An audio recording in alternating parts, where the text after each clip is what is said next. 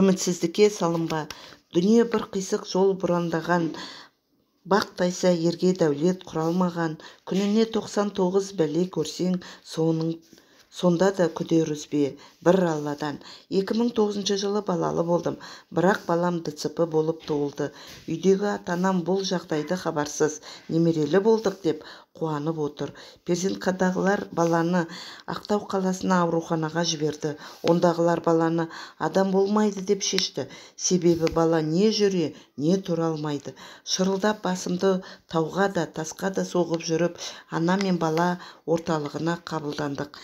Мен бұл күніге жылап, Алладан жәрдем сұраумен болдым. Ондағы дәрігерлер емдеуді тоқтатып қоймасаң нәтиже шығады. Ең болмағанда жарым-жартылай болса да емделеді деп сендірді.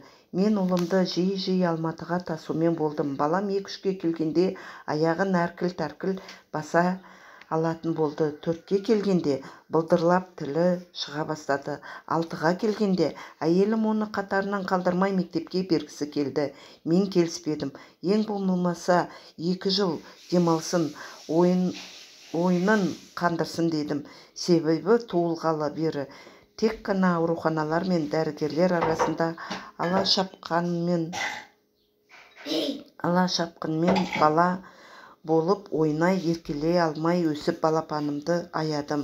Мен оның мүлде оқымауына да келісіп тұрмын. Тек намазын оқи алатын адам болсын деймін. Жанаттың кілті намазды. Өміріне есері кетсе, 2 өмірде бақытсыз болмайтынын білемін. Үздіксіз емдеген соң ақыры ұлым жазылды. 2 жыл мектепке кеш барғанымен толыққанды бала болып шықты. Мен осыдан кейін Алланың жәрдемінен ешқашан үміт үзуге болмайтынын түсіндім.